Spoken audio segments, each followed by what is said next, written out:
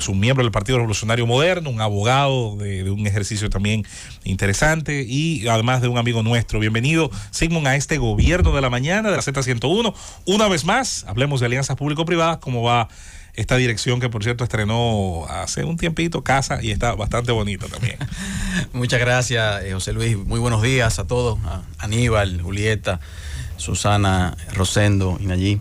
De verdad contento de estar aquí con ustedes en este, que yo me siento en mi casa. Mira, las alianzas públicas o privadas van bien, van caminando. Cumplimos 2 años de la institución, o sea, no 2 años, que siempre tengo que recordarlo. No 2 años de la gestión de gobierno del presidente Luis Abinader, 2 años de la formación de la Dirección General de Alianza Público-Privada, la cual fue creada por ley en el año 2020, pero fue el presidente Luis Abinader que designa a su primer director, en mi caso, y le da forma a la institución. Ha sido un proceso de 2 años de mucho aprendizaje, de mucha conformación de todo lo que son los elementos que se requieren para poder estructurar proyectos de esta naturaleza, normativos, institucionales, programáticos, financieros, de todo tipo, estratégicos, correcto. Y podemos decir que a pesar de muchas dificultades que uno se encuentra en el sector público tradicional, proyectos como este también tienen su reto. El hecho de que hay que primero educar, sensibilizar al país y al propio sector público de las bondades que tienen los programas de alianza público-privada, lo cual toma su tiempo, claro, porque evidentemente estamos hablando de proyectos en los cuales naturalmente le estamos quitando posiblemente competencias en algunas áreas a instituciones que ya existen, para poder desarrollar proyectos que no pueden ser ejecutados debido a su naturaleza y a la falta de recursos directamente por el presupuesto nacional. Y la idea es que hemos tenido que venir a sensibilizar en ese sentido y explicarle a nuestros amigos y colegas de gobierno de que, por ejemplo, hay casos en los cuales podemos hacer un hospital a través de alianza público-privada, una carretera a través de alianza público-privada, un puerto, un aeropuerto a través de alianza público-privada, y que eso no implica que su dirección, su ministerio tenga menor competencia, tenga menor preponderancia, sino todo lo contrario, que eso va en beneficio del país y es la manera de poder hacer proyectos de esta naturaleza. A propósito de eso, licenciado Sigmund Freud, director de Alianza Público-Privada, nos gustaría saber, en estos 2 años que usted ha dicho tiene frente a esta importante dirección, creando su normativa, ¿verdad?, tomando en cuenta todo lo que va a hacer y es parte de esa importante institución, ¿cuáles proyectos de alianza público-privada están en desarrollo o están listos ya para arrancar? Mira, Nayib, nosotros actualmente, y mucha gente se puede sorprender con esto, nosotros tenemos alrededor de 15 proyectos en carpeta. Cuando digo en carpeta, van desde la fase en la cual el proyecto es recibido por la institución en su parte inicial hasta el momento en el cual nosotros salimos a una licitación pública, internacional, un proceso competitivo como la ley nos los exige. Hay algo que yo tengo que aclarar antes, Nayib. Mira, todo proyecto de alianza público-privada, según la ley, puede venir por dos vías, como una iniciativa pública, o sea, que el propio gobierno promueve un proyecto en específico, o como una iniciativa privada, ese es el sector privado que se nos acerca.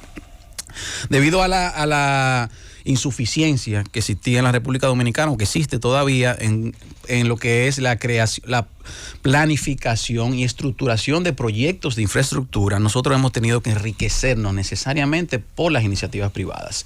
De esos 15 o 16 proyectos que tenemos, solamente 2 proyectos han salido del seno público. El caso de Pedernales y el caso del Sistema Electrónico de Garantías Mobiliarias. Los demás proyectos lo hemos tenido que recibir del sector privado. Y yo quiero decir eso, Nayib, porque cuando nosotros dependemos de la iniciativa privada, entonces nosotros como gobierno tenemos que, de una manera u otra, esperar que esos proyectos vengan. O sea, nosotros no tenemos la capacidad de generarlos por sí mismos, sino que tenemos que esperar. Hemos tenido la gran suerte que el sector privado en gran medida ha apostado a estos programas.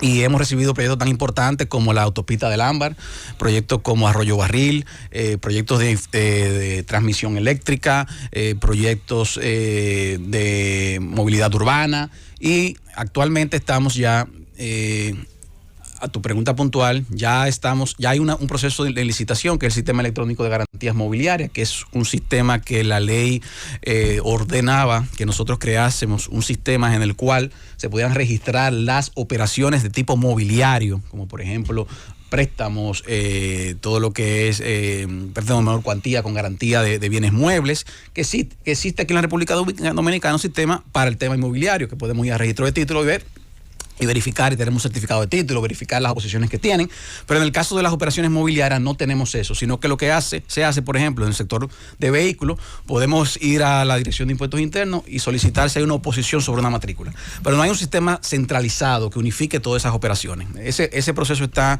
en licitación. El viernes, de viernes a lunes, estamos lanzando la licitación del puerto de Arroyo Barril. Arroyo Barril es un puerto que será destinado para fines de cruceros en el área de Samaná. Sí. Ese puerto ahora mismo es un puerto que se encuentra en desuso de hace muchos años. Era un puerto utilizado para fines comerciales, incluso gran parte de los equipos que vinieron de la Barrick, en aquel momento se utilizó ese puerto cuando se estaba en proceso de instalación, y hay una propuesta para transformar el mismo en un puerto de cruceros, en el cual se puedan recibir cruceros como segundo parada en el área del norte, luego de Puerto Plata, como una segunda pata, y también crear anexo al mismo un área de tipo comercial y de entretenimiento. Como decía, esa licitación debe salir a más tardar el lunes de la semana próxima, y ahí estaremos convocando todas las líneas de cruceros, todos los operadores portuarios nacionales e internacionales que puedan tener interés en desarrollar ese puerto. Evidentemente, Sigmund, que yo diría que la piedra angular del propósito casi inmediato de Alianza Público-Privada es el proyecto Pedernales. ¿Cómo va eso? Y sobre todo, ¿cuáles son las perspectivas, las garantías de que, por ejemplo, se puedan presentar resultados tangibles en Pedernales, vamos a decir, al final de esta gestión presidencial de Luis Abinader? Mira, Pedernales va muy bien, Rosendo, y hay se está trabajando bastante para que podamos dar resultados, y estamos dando resultados ya. Como ustedes saben, Pedernales es una región que no existe absolutamente, una provincia con insuficiencias y carencias de todo tipo, en materia de infraestructura, recursos humanos y todo lo demás. Lo que nos ha exigido a nosotros un esfuerzo mucho mayor en todos los sentidos. Cuando nosotros culminamos la ejecución o la concepción del master plan, que fue aprobado a principios de este año, luego de un año y tanto de trabajo de arquitectos, de ingenieros, de geólogos, diseñadores, expertos medioambientalistas, entonces podíamos ya empezar todo lo que es la fase de ejecución de obra. No podíamos iniciar un proyecto sin tener la concepción, ¿verdad?, arquitectónica del mismo. Te pongo varios ejemplos. El Ministerio de Obras Públicas ya está en la fase de ejecución muy adelantada de lo que son las vías internas de todo el proyecto de Cabo Rojo que el gobierno está promoviendo, alrededor de 21 kilómetros de vías internas. Ya nosotros adjudicamos lo que es el componente hidrosanitario del proyecto, planta de tratamientos, sistema de drenaje pluvial, residual. INAPA recién adjudicó el acueducto que va a servir para el proyecto turístico de Cabo Rojo. Nosotros estamos ya en la fase intermedia, podríamos decir, recibiendo las ofertas de lo que es el sistema eléctrico, la parte de distribución y la construcción de la subestación eléctrica que va también a servir para esa zona. ETED, como empresa de transmisión eléctrica, ya está culminando todo lo que es la línea de alta tensión que llegarán hasta el pueblo de Pedernales. No sé si ustedes saben que Pedernales es el único municipio cabecera del país que está todavía bajo un sistema aislado, o sea, no se encuentra interconectado con el sistema, con el CENI, y ya va a estar interconectado por la culminación de esas líneas de transmisión, por lo cual yo te diría que para mediados del año próximo ya todo lo que es la infraestructura de servicios, que es fundamental para poder nosotros iniciar todo lo que es la parte hotelera y todo lo demás, ya estará bien avanzada. Debo anunciar también aquí, y esto lo doy como una primicia, que en alrededor de 15 días estaremos licitando lo que será el primer hotel en el área de Cabo Rojo, un hotel de alrededor de 580 habitaciones. Ya estamos en la fase final de lo que son los trabajos con ingeniería, arquitectura. Tuvimos la semana pasada una reunión súper interesante con 20 firmas constructoras hoteleras que nosotros hicimos un llamado de manifestación de interés, que así acudieron a nuestras oficinas y te estuvimos intercambiando sobre la naturaleza del proyecto, el tipo de hotel que estaremos ejecutando, la conformación del pliego y todo lo demás. Por lo cual, Rosendo, tu pregunta, nosotros tenemos previsto que para la culminación de este primer gobierno del presidente Luis Abinader debemos tener por lo menos un hotel listo y 2 hoteles ya más en fase de culminación, además de toda la infraestructura. Y en adición, el puerto de cruceros que estará operando. Ya hay un puerto, hay una empresa internacional que se encuentra adecuando el muelle de Cabo Rojo para que a partir de diciembre del año 2023 podamos recibir los primeros cruceristas en el área de Pedernales, lo cual va a ser una revolución que va a provocar en esa provincia poder recibir alrededor de 3 a 5 mil cruceristas todas las semanas, según las expectativas y los planes que esta empresa tiene. Sismo, yo, ¿verdad? No te voy a hablar de eso. Yo sé que no va a tapar ese tiempo ni nada de eso. Yo soy muy aterrizada. Ahora lo que ustedes llevan como caña para el ingenio es la modificación a tu ley orgánica. Que se ha advertido sobre la modificación a esa ley varias cosas, entre ellas que crearía un ministerio y que este ministerio estaría absorbiendo competencias que son sectoriales, que tendría un gran presupuesto y de muchas cosas que he leído que confunde algunos mecanismos que pueden o no ser de alianza público-privada, como es la figura del fideicomiso como alianza público-privada. La que más me preocupa es que se propone el incremento del porcentaje por proyectos de un 0.5 creo que a un 2%. No por el monto, que creo que es poco.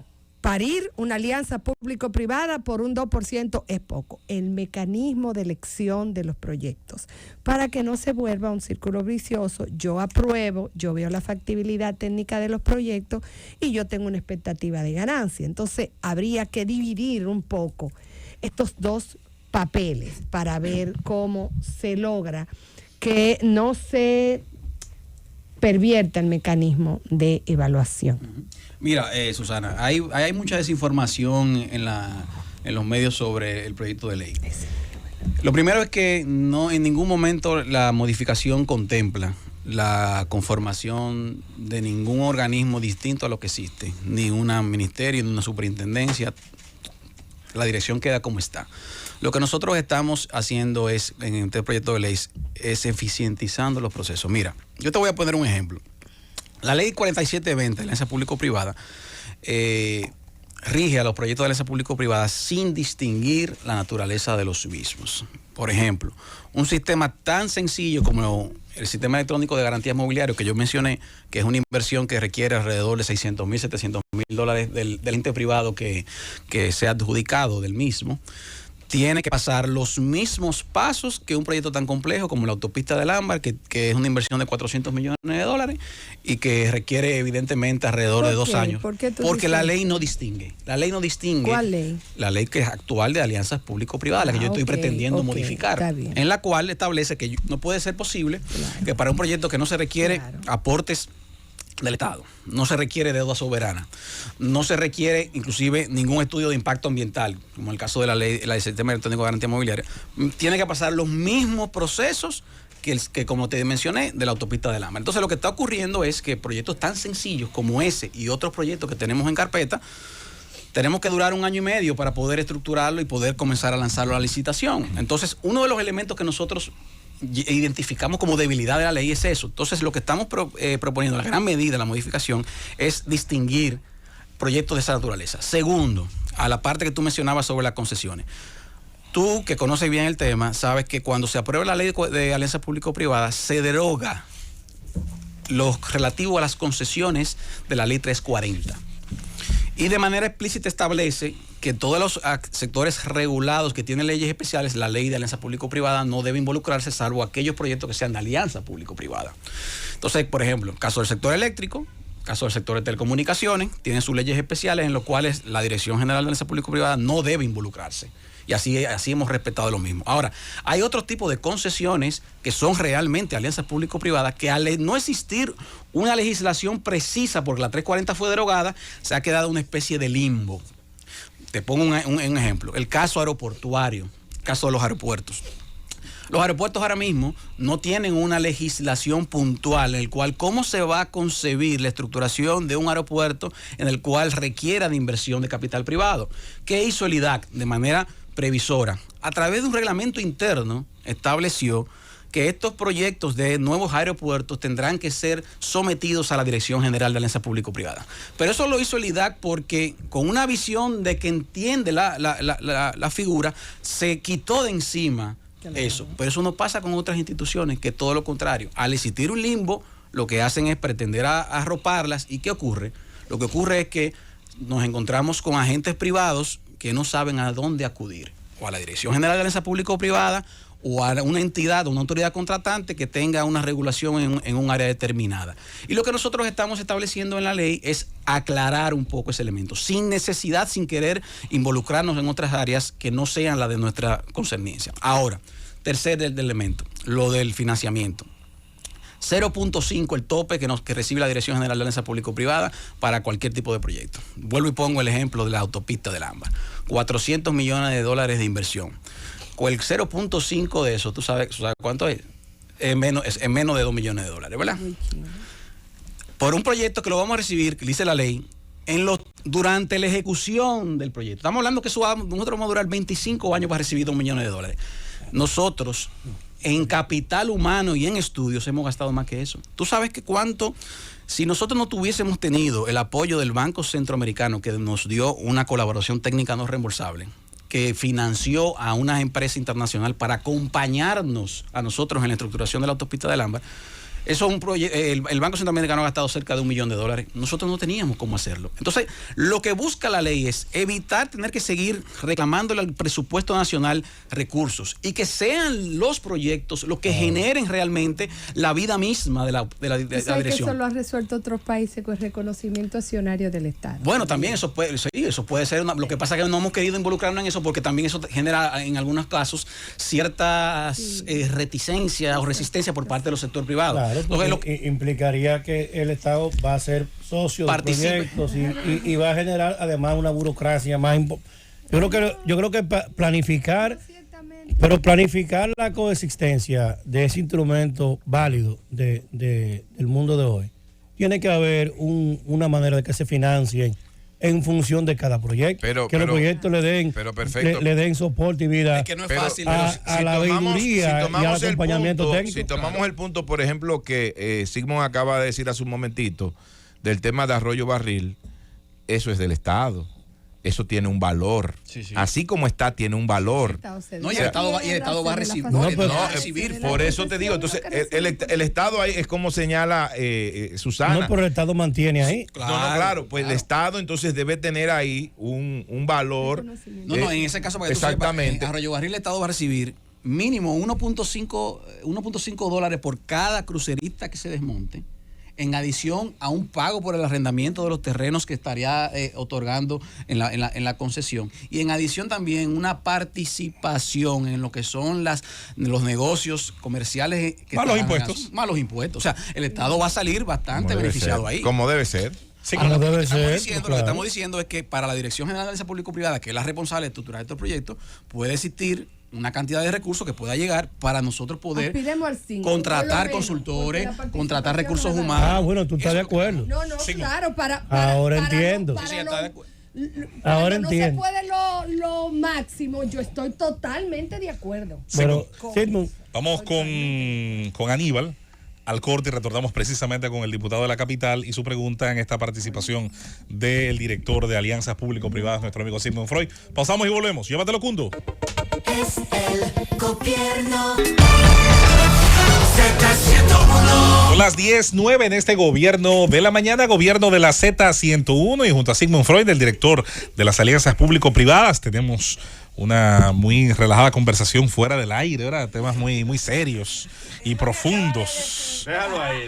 Renunciar de alianza público-privada para venir aquí, a un segmento en la Z. A un segmento en la Z. Pero eso está asegurado. Aníbal Díaz. Yo espero que Sigmund inspire la inversión como él inspira a Susana. Miren, en otro orden, mi querido amigo Sigmund Freud Mena, no solo verlo desde la perspectiva. Claro que mi crush puede estar oyendo. No solo desde la perspectiva de alianza público-privada, sino en tu rol político también, ante pues la muy lamentable y desgraciada partida de nuestro querido Orlando Jorge Mera. La comisión ejecutiva del partido, a unanimidad, todos y los que no somos aún miembros de la comisión, inmediatamente llegó el momento de pensar en quién podía sustituir esa importante misión de ser delegado político del PRM ante la Junta Central Electoral, todos a una, de manera coincidente, pues bueno, Sigmund Freud. Y así las cosas, la Comisión Ejecutiva decidió por resolución unánime promoverte a delegado político del partido. Estamos en un año, aunque no es electoral, aquí ya hay procesos por partidos importantes del sistema, están celebrando precisamente en este año consultas que van de alguna manera también a definir el proceso de esos partidos. La agenda nuestra, cómo la ves en ese nuevo rol y que tuviste muchos años con Orlando llevándolo, incluso la formación del PRM en gran medida la litigaron tú, Eduardo, el propio Ángel Encarnación, mi amigo Julio Peña y todos ustedes que jugaron un gran rol ahí. Así es, Aníbal. Mira, gracias por la pregunta. La verdad que asumir la posición de delegado político en las circunstancias que tuve que hacerlo no fue satisfactorio. A todas luces, tener que sustituir de manera apresurada a Orlando debido a la tragedia que ocurrió es un gran reto. Primero porque no tuvimos el proceso, el periodo de transición de poder recibir formalmente de alguien quien había dedicado durante muchos años a ese rol y que era nuestro delegado histórico ante la Junta Central Electoral. Aún a pesar de, como tú mencionas, nosotros trabajamos muy de cerca con él y siempre los ayudamos en los temas legales relacionados a la Junta y a todos los procesos electorales. Nosotros asumimos en un momento del cual, a pesar de que, como tú mencionas, los procesos se ven todavía un poco lejanos, en la práctica no es tal, ya que la Junta Central Electoral trabaja desde mucho tiempo antes todo lo que es la estructuración, la organización de los procesos. Tú acabas de mencionar que hay un proceso de consulta de un partido ahora en noviembre, octubre, pero también las primarias del año que viene, obligatorias de todos los partidos, exige que nosotros podamos validar cuál es el proceso de votación que se establecerá para la misma, así como también para las elecciones tanto municipales como congresuales y presidenciales. Y estamos en estos momentos en la discusión del proceso del sistema de digitalización que ha propuesto la Junta Central Electoral. La Junta Central Electoral está proponiendo como mecanismo de votación tanto para las primarias de los partidos como para las elecciones del año 2024, un sistema en el cual se utilicen los escáneres que se utilizaron anteriormente, pero que se le agregue el componente ahora de la digitalización del voto. Es decir, para evitar lo que eran las incongruencias en las actas manuales que se levantaban, que tú viviste eso, por ejemplo, que teníamos que esperar 6-7 días para saber si tú salías diputado, o 10 días para saber si tú salías regidor, debido a ese descuadre, como se le denomina, de las actas. Cuando salen de la mesa, tenían que sentarse en esa mesa, por ejemplo, en el Instituto Nacional, en la Junta, afuera, a comenzar a cuadrar 10 días, 8 días para cuadrar. La Junta está proponiendo un sistema que parece muy interesante, en el cual existe una digitalización previa para que ya desde la mesa del centro electoral se salga con una acta digitada, suscrita por todas las partes, en la cual se elimine casi a cero la posibilidad de algún tipo de discrepancia entre las mismas. Como delegado político del PRM, aprovechando el tema que ha puesto Aníbal sobre la mesa, ¿cómo tú ves el desempeño de la actual Junta de cara a la organización del próximo proceso? Desde el punto de vista del PRM y podríamos decir por tu participación conjunta ahí con los diferentes partidos políticos, la impresión que hay entre la comunidad política sobre el trabajo de la Junta. Yo creo que la Junta está haciendo un gran esfuerzo para estar preparada a tiempo, para evitar las situaciones que se vivieron en el proceso anterior. Yo creo que comenzar a discutir temas como este del sistema de votación en estos momentos es importante porque todavía tenemos tiempo para hacer cualquier tipo de modificación. Ellos están también tratando de lograr con otras juntas hermanas de otros países de la región, que ya parece una práctica muy común, entre ellas la colaboración técnica para, por ejemplo, suministrar cualquier tipo de equipos que nosotros no podamos tener, para ello no tener que iniciar un proceso de compra. La Junta está tratando de eficientizar los recursos económicos que tiene. Utilizaremos los mismos escáneres que tenemos con una verificación evidentemente del sistema y todo lo que es los códigos. Sabe que esa no es la primera vez que se había buscado esa solución de préstamo.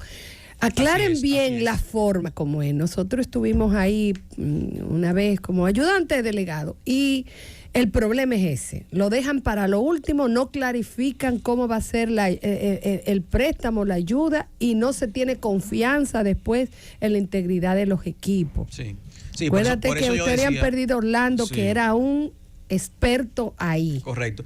Eso que dice es cierto, Susana, por eso yo mencionaba que yo creo que la Junta está haciendo lo que debe hacer con su debido momento.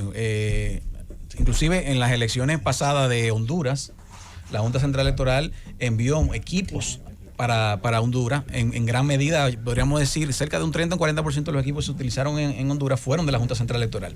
Y ahora entonces se están identificando, por ejemplo, captahuellas, que no tenemos aquí en la Junta Central Electoral, no lo tienen en su totalidad, para poder ser un complemento de medida de seguridad adicional para el voto, que también se está identificando cuáles de la Junta de Costa Rica, Honduras pueda suministrarla. Pero, por ejemplo, se está haciendo con el tiempo. Yo estoy de acuerdo contigo de que tenemos que hacerlo con mucho tiempo de anticipación para evitar y para verificar primero qué tipo de equipos nos están trayendo y los niveles de seguridad de los mismos. Más que una pregunta, reforzar lo que habla Susana.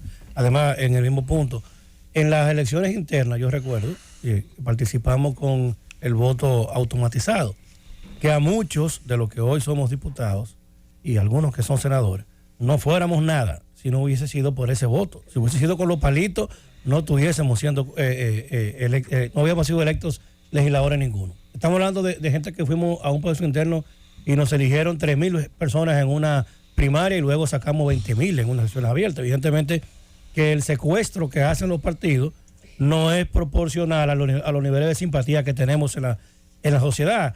¿Qué visión habrá respecto a ese método para el tema de las consultas internas, a propósito del término consulta, que los amigos del PLD han puesto de moda, a propósito de las escogencias internas? Bien, tenemos un problema que, a pesar de no hemos recibido todavía la sentencia en extensa, sabe que el Tribunal Constitucional declaró inconstitucional el voto electrónico. No sabemos cuál es el alcance todavía, porque estamos esperando la sentencia completa. Solamente hemos podido leer el dispositivo. No sabemos si la Junta Central Electoral se refiere de manera puntual al sufragio, a la señalización, ¿verdad?, manual o electrónica, o a todo un proceso completo, que esperamos que no sea así, ¿sí? ¿Verdad? Ahí sí tendremos grandes problemas. O sea, no lo que deberá ser la transmisión, digitalización, sino tal vez sea solamente el marcado de la boleta que haya sido declarado inconstitucional. En caso de que así sea, evidentemente, Aníbal, tendremos que volver al voto manual con la boleta. Se contabiliza de manera manual. Luego de que se contabiliza eso, según la propuesta de la Junta, se estaría digitalizando en un centro en el centro de escaneo. Luego que se digitaliza, vuelve al centro de votaciones, los delegados y los funcionarios de mesa validan, suscriben y se procede entonces a transmitir el acta para la Junta Central Electoral a través de los escáneres. Eso sería el mecanismo propuesto si, conforme a la disposición del Tribunal Constitucional, se valida de que no podemos votar por la vía electrónica. Sigmund, volviendo a la función de las alianzas público-privadas, en la parte de la función técnica de la institución, hay un elemento que trata sobre los informes que realizan instituciones, informes técnicos, y esa parte me llama la atención porque hasta cierto punto, en manejo de los tiempos y de impedir que ciertas disposiciones que son muy buenas en su espíritu y su intención se conviertan en obstáculos burocráticos, ¿cómo se maneja esa parte y con qué tanto éxito se han manejado los proyectos que tienen, sobre todo cuando una parte puede ser la academia, la Academia de Ciencia, una parte puede ser cualquiera de los sectores, y cada una se toma su tiempo, tiene su personal, tiene su forma de proceder y sus tiempos para entregar su parte del informe? ¿Cómo se ha manejado eso? Uno de los grandes retos que tiene los programas de APP, José Luis Egese, es tratar de buscar una manera de eficientizar ese cruce o esa interacción de las demás instituciones con la dirección. La dirección y los programas sur nacen con un pecado de origen. ¿Y cuál es? Es que es una institución que depende de demasiados factores para poder empujar un proyecto. Exacto. Ya por ejemplo, el Consejo Nacional de Alianza Público-Privada está conformado por 5 instituciones. Sí. Hacienda, MEPID, Ministerio de la Presidencia, Dirección de Compra y Contrataciones y la Consultoría Jurídica. O sea, nosotros tenemos que recibir informes, validaciones de todas esas instituciones para poder pasar de una etapa a otra. Y estamos hablando en un proceso que posiblemente tengamos que tener 4 o 5 etapas distintas. Tenemos que recibir entonces feedback de cada una de ellas. Eso sin contar con la autoridad contratante, que es la que tenga afinidad con el proyecto puntual. Si estamos hablando de una autopista, entonces entra el Ministerio de Obras Públicas. Si estamos hablando de puerto, entra por DON. Eso le genera otra interacción con otra institución. Pero en otros países tienen tiempo límite. ¿Qué hay aquí para...? No, aquí no existe un tiempo límite. Aquí lo que existe, o sea, es una de las grandes debilidades de la ley. No tengo la manera tampoco nosotros como dirección de presionar o un silencio positivo establecer, como en algunos casos se permite en otros países. Entonces, por eso es que mucha gente dice, bueno, pero ¿cuánto duran las APP para salir? No es que duran, es que es un proceso sumamente burocrático, es un proceso traumático con mucha interacción con otras instituciones, que no depende de su gobernabilidad de la dirección simplemente, sino que en gran medida depende de demasiadas instituciones, de demasiados organismos, como por ejemplo otros que puedan interactuar, temas medioambientales y todo lo demás, que hacen que los procesos se vuelvan muy tediosos. Esa es la realidad. A propósito de esa lentitud y de esa ralentización de algunos procesos que tiene esa dirección de alianza público-privada que tú diriges, Sigmund, tengo 2 inquietudes. La primera es, hablas de las licitaciones que se van a empezar a colocar en los próximos días de un hotel de 580 habitaciones en la zona de Cabo Rojo. Una licitación, qué sé yo, puede tardar 3, 4 meses y hasta más. El proceso de adjudicación, eso podría ser finales de este año 2022, principio 2023. Y el tiempo en que tarda también la empresa en arrancar la construcción del proyecto. Eso es mucho tiempo para pensar que ese hotel podría estar listo antes del 2024, eso por un lado. Y la segunda es de que el 16 de agosto del 2020, el presidente en su discurso habló de la construcción de la carretera del Ámbar, esa carretera que conduce entre lo que es la zona de Navarrete, Santiago hasta Puerto Plata, y que estaría una persona desde Santiago en Puerto Plata en unos 27 minutos aproximadamente. Recuerdo que el 9 de noviembre del 2020 tú te reuniste con ASIS y en ese momento le dijiste a los comerciantes de Santiago que esa obra iniciaría en el segundo semestre del 2021. Estamos en el segundo semestre del 2022 y todavía no hay asomo de inicio de esa obra de la carretera del Ámbar. ¿Tú crees que esa carretera se pueda iniciar antes del 2024? Mira, qué bueno que tú me haces esa pregunta. Primero voy a pasar a lo de Pedernales para no dejarla en el aire y la pregunta del Ámbar para mí es muy importante. Mira, el tema de Pedernales, como tú dices, una licitación de cualquier rubro, cualquier servicio, debido a la legislación nuestra, toma 3 meses mínimo. Es una realidad. Nosotros estamos, como decíamos, en 15 días... si todo sale como debe salir y si Dios nos permite, lanzar la primera licitación de este hotel. Estamos hablando para mediados, tercera semana de agosto. Con el cronograma que tenemos, pretendemos que para noviembre estar adjudicada la empresa que resulte gananciosa de esa licitación para efectivamente iniciar realmente en enero los trabajos, porque todo lo que es noviembre y diciembre tendrá todo lo que tendrá que ser habilitaciones, licencias, permisos ambientales y todo lo que requiere, y más un área como Pedernales que requiere de tanta cautela para el tema con el tema medioambiental. Nosotros hemos establecido estamos estableciendo en los pliegos de condiciones de esa licitación que el tiempo de construcción y entrega del hotel debe ser en un máximo de 14 meses. Entonces, nuestro objetivo es entregar, por eso decía cuando Rosendo me preguntó, que antes de finalizar el primer gobierno del presidente Luis Abinader, tener un hotel ya listo. No sé si todos, el gobierno. El primer gobierno de Luis Abinader, correcto. Debemos pretender que para febrero, marzo del año 2024 ya está. Si hay primero es porque hay segundo. El gobierno, pero eso no lo sabe ni Sigmund ni nosotros. No, claro. Nadie lo sabe. Eso solamente sabe el pueblo. Precisamente. Entonces, No.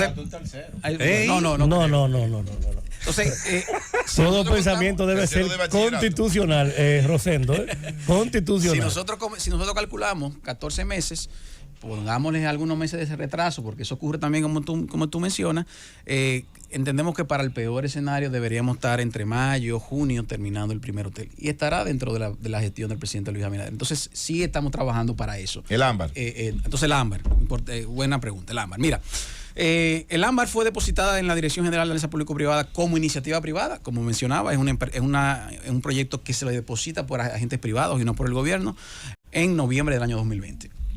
Nosotros, desde el noviembre del año 2020, fue declarada de interés público en marzo del año 2021. Y nosotros pretendíamos que tuviese la licitación lanzada para mediados del año del 2021. ¿Qué ha ocurrido con el ámbar? Y quiero ser sumamente transparente con este tema. Los primeros estudios que el iniciador nos deposita en la institución establecía un tráfico vehiculares de expectativas de tráfico de alrededor de 6.000 vehículos diarios. Ahora mismo, por las dos alternativas que existen en Santiago Puerto Plata, circulan alrededor de 10.000 vehículos, o sea, entre Navarrete y la Gregorio Luperón. El iniciador, en sus estudios, que es estudios internacionales de una empresa reputada, establecía que el 60% de ese tráfico vehicular se iba a trasladar a la autopista del ámbar. Con lo cual, ese tráfico a un peaje de alrededor de 400 pesos iba a ser viable de manera financiera, autosostenible el proyecto. Eso es decir, que el gobierno tenía que invertir recursos económicos para el sostenimiento de la carretera. Es decir, sin ningún peaje sin ningún peaje sombra, ni ingreso mínimo garantizado, ni nada por el estilo. Correcto. No, entonces, ¿qué ocurrió? Desde ese primer estudio, cuando nosotros comenzamos, entonces intervenimos en la fase de factibilidad a validar esos estudios, resultaron distintos. ¿Por qué? Porque en las encuestas socioeconómicas que comenzamos a hacer sobre campo, tuvimos un problema. El transporte público, el transporte pesado, nos dijeron que es un gran componente. Decían, no, nosotros no vamos a utilizar esa carretera porque nos conviene mejor nosotros venir por Navarrete, y ya que ustedes van a tener la autopista por ahí, vamos a tener Navarrete sola, nosotros no vamos a pagar esos peajes. Entonces, el último estudio establecía financieramente que no daba un equilibrio económico para el sostenimiento de la carretera, lo cual implicaba entonces que el gobierno tenía que subsidiar la misma.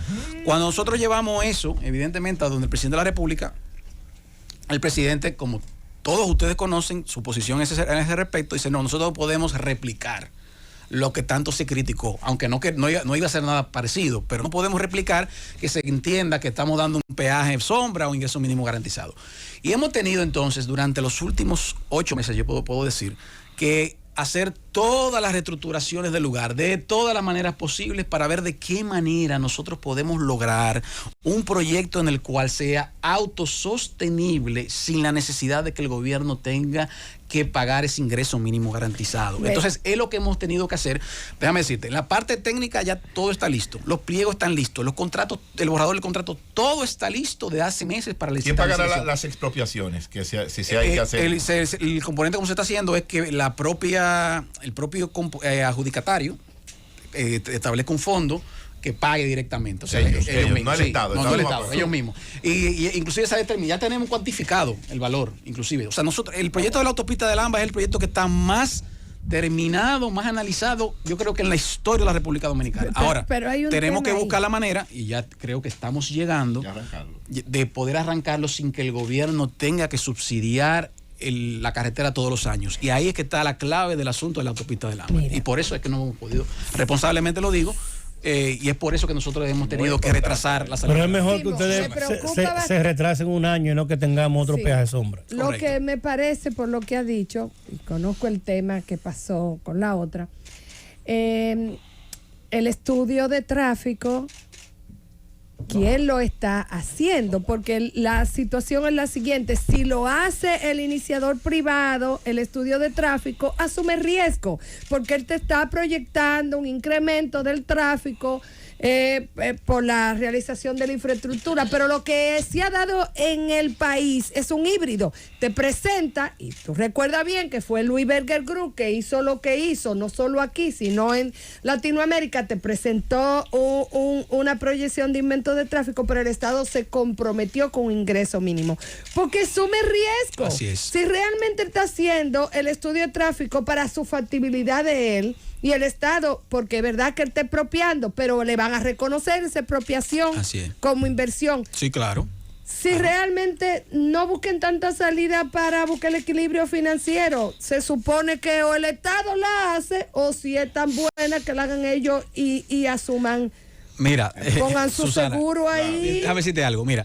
En este caso, sí, yo te entiendo bien. En este caso, se han realizado 3 estudios. La empresa privada, con una empresa muy reconocida internacional, hizo no tiene nada que ver con Louis Berger. Hizo el primero. El Ministerio de la Pública hizo otro estudio. Y nosotros contratamos con la de la dirección el tercer estudio. Y ya los 2 estudios nuestros del gobierno dan distinto al primer estudio. Y la empresa privada ha tenido que reconocer realmente que fue un poquito más optimista de la cuenta en el primer estudio. Y ya hemos aterrizado. Ahora, no, tampoco. ¿Qué ocurre? La realidad, tú dices algo que es cierto. No va. Mira, para todos estos proyectos en países como el nuestro, de autopistas, que hay niveles de riesgo altos, porque son, como se le denomina, greenfield, son proyectos nuevos, los gobiernos tienen que asumir compromisos presupuestarios. Si quieren hacerlo, eso es una realidad ineludible. Porque no estamos en Estados Unidos ni en Europa, en el cual hay un tráfico de Miami de 100,000 vehículos, que una carretera tiene todo el negocio del mundo. Aquí estamos hablando de un proyecto nuevo, con 2 alternativas al mismo tiempo, pero que sí se requiere. Es un proyecto necesario y importante para el relanzamiento de Puerto Plata, porque estaría conectando el aeropuerto del Cibao a 25 minutos, que ese es el gran problema que tiene Puerto Plata, el poco flujo de vuelos. Entonces, Rosendo, antes de... El proyecto no se ha descartado. El presidente, le estamos buscando la vuelta, porque es un compromiso de gobierno y la queremos hacer. Ahora, nosotros hemos sido siempre responsables. No vamos a lanzar un proyecto el cual sea dañino para el interés nacional. Al momento que lo lancemos es por 2 razones. 1, o pudimos resolver el problema y encontrar la solución en el tema del cual el Estado no tenga que hacer esa gran apuesta, que va a tener que hacer aportes económicos, primero. O segundo... ¿Pero de qué manera? Bueno, puede hacer aportes puntuales. Por ejemplo, una autopista como esta, otro elemento que se le ha sumado. Recuérdense que nosotros estamos hablando del 2021, estamos ahora trabajando con presupuesto del 2023. Todos los materiales se han incrementado en cerca de un 30%. Lo que empezó con una autopista de alrededor de 330 millones de dólares, ya anda por 400. Esos 70 millones de dólares, ¿dónde los sacamos? Pero agrega también otro elemento, y es que el peaje propuesto era alrededor de 500 pesos.